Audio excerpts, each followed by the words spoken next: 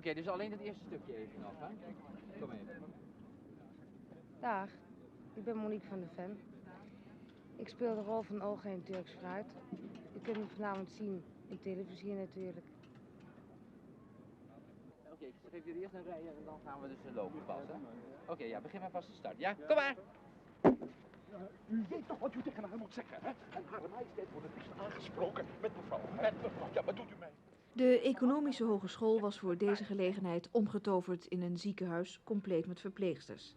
Op deze opnamedag ging het om de onthulling van een beeld van Jan Wolkers door de koningin.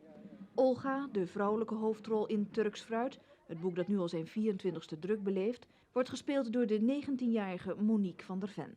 De mannelijke hoofdrol, de ik-persoon Jan Wolkers, neemt Rutger Hauer voor zijn rekening.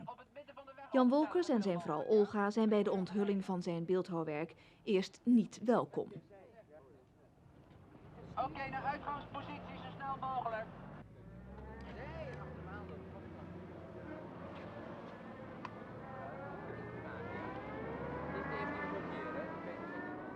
Dicht bij de auto's blijven, controleren, even kijken. Ja, die kan doorrijden. Kom maar, door.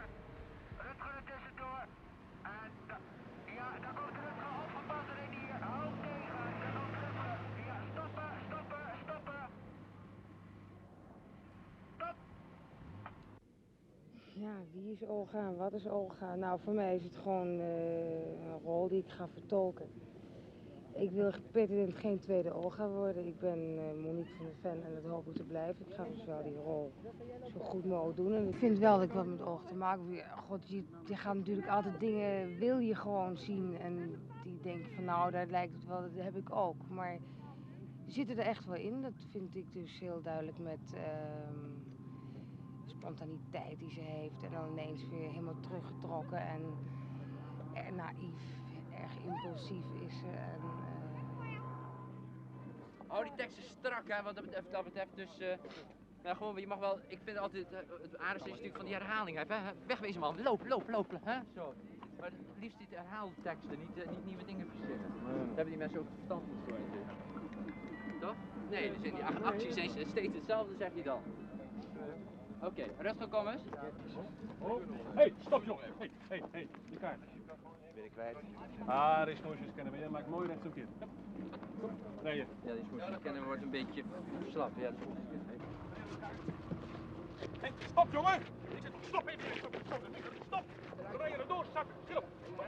Ik hoor jou de hele boel op. Kom op. Schiet op. Kom op. Schiet op jongen. Stop. Hé jongens, help even. Kom op. Schiet op. Kom op. Stop maar.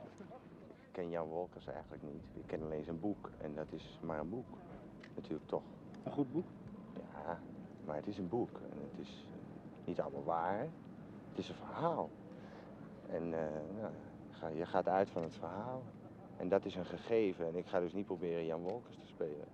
nee, zie ik helemaal niet tegen. Of ik zie niet tegen warme scènes op, omdat ik gewoon vind dat ze erbij horen. Als je ze weglaat, laat je een heel stuk uit hun leven weg. Want door het seksuele, door de erotische, komen ze ontzettend goed naar elkaar toe, vind ik. Dat ook al gehoord?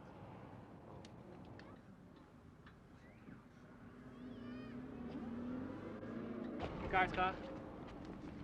Hé, blijf hier jongen. Hé, ik ben er zo. Pieter, ik ga er gaan. Schiet op, kom op jongens, schiet op. Schiet op, man. Vooruit, man. Kom de hele boel op. Kom op, de hele zaak. Ja, jongens, help even. Ja, dus dat is als die man, als je doorrijdt, hè, en zegt man, wegwezen, of wat je dan de tweede keer zegt als je toeloopt, hè. Ja. En dan zeg je, heb ik eruit genodigd. Maar het is wel goed dat je even zo doet, zoals je speelt, moet je het verder helemaal houden, zo van, Jezus Christus. En ook een beetje agressief die vent een klap geeft en zo, dat vind ik prima. Ja, dat vind ik prima. En dan wordt zo'n man ook zo kwaad altijd. Moeilijk grabbelen. Zijn waardigheid. Kunnen we het niet opnemen? Schiet op. Hé jongen, hé. Hey, dat je moet stoppen, hè? Heb je een laatste? Schiet op. Hé, de hele zaak op de weg. Kom op. Hé. Hé jongens, help even. Kom. Hé, Paul. Wat is hier aan de hand? Hé, meneer, hallo, wat is hier aan de hand? Meneer, gaat u met de auto weg? Meneer, gaat u met de auto weg? Gaat u met de auto weg? Handen uit de blazen. Hé, allemaal. Pas zo. Wat is er? De vrouw Olga uit het boek. Spreekt jou die aan? Ja, ja. Erg, ja. En heeft Monique volgens jou iets met Olga te maken? Ja. Wat zijn de dingen die gelijk zijn? Nou, Twee figuren. ik denk het chaotische. Misschien is dat een beetje geprojecteerd hoor, maar... en dat komt waarschijnlijk niet eens zo erg over, maar Monique zelf is voor mijn gevoel net zo chaotisch als Jan Wolkers meer. En daardoor misschien ook een beetje als Olga. Ik weet het niet precies hoor. Ik weet niet wel de chaote, het wilderige zeg maar. Of dat nou van Jan Wolkers is of van Olga. Ik bedoel, dat weet je niet gewoon. Ik vind eigenlijk van het boek dat er komt meer over wat de manfiguur zeg maar allemaal heeft doorgemaakt dan die vrouw, vind ik eigenlijk.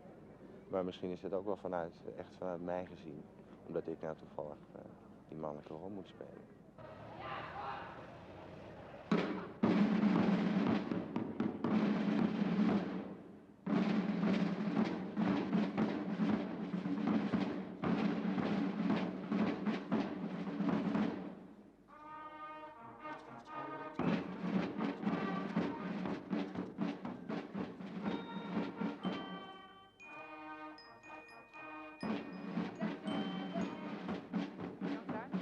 Ja, zwaaien maar. Oké, komt ie maar. Ja, oké, ja, haha. Leuk, die koningin, daar komt ze, ja, haha. Zwaaien, doorzwaaien. Kom maar.